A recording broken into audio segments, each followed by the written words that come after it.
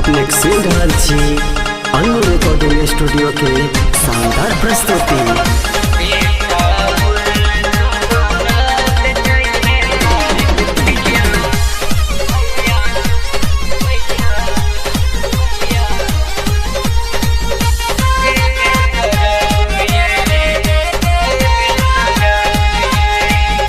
बेटा मूर्ख बनल छै हे शारद मैया एबे करब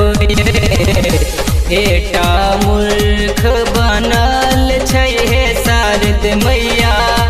एबे करब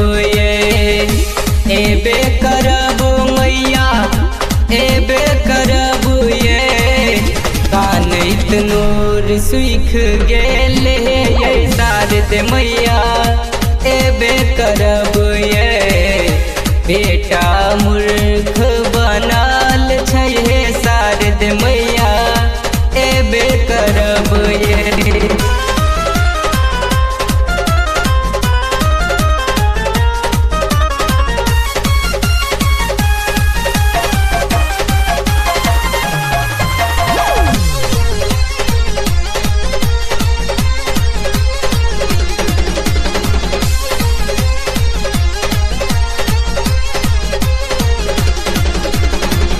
हम निर्बुद्धि मैया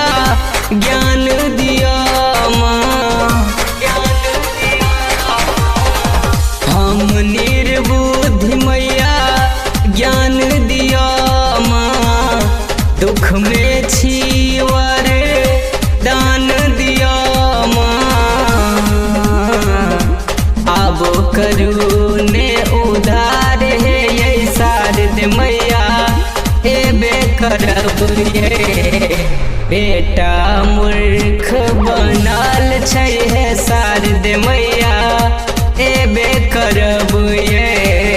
बेटा मूर्ख बनल छै हे शारद मैया एबे करब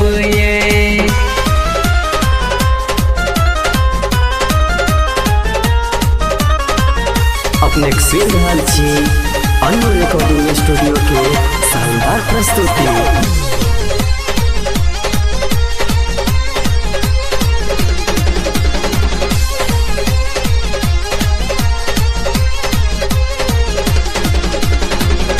हंस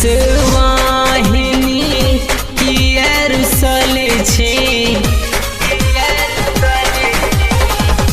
हंस वाहिनी कियर सल छी पुष्प सब दिन भेंट करै छी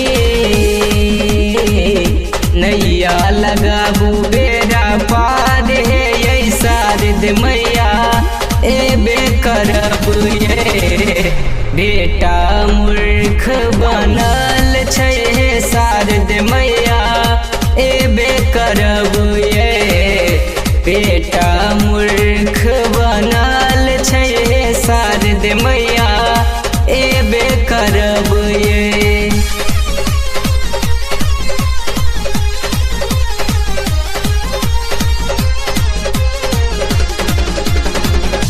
गरीब सरगम के संगीत सिखाबू गरीब सरगम के संगीत सिखाबू अपना कोरा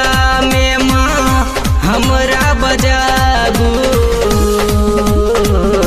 दो दिया हमरा सुर के तान हे ये बिना धारनी एबे करब